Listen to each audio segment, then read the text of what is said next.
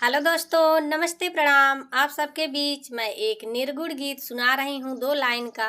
अच्छा लगे तो लाइक, सब्सक्राइब और कमेंट बॉक्स में कमेंट करके जरूर बताना हमारी प्रस्तुति कैसी है। झमेला जिनकरा भाई, झमेला जिनकरा, जिंदगी 4 दिना के मेला भाई, झमेला जिनकरा, जिंदगी 4 दिना के मेला भाई, झमेला जिनकरा।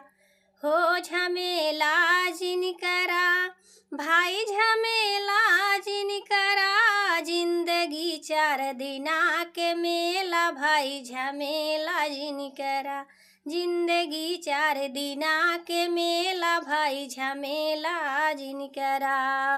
धन दौलत यो महल खजाना, सब कुछ यहीं रह जाई हो।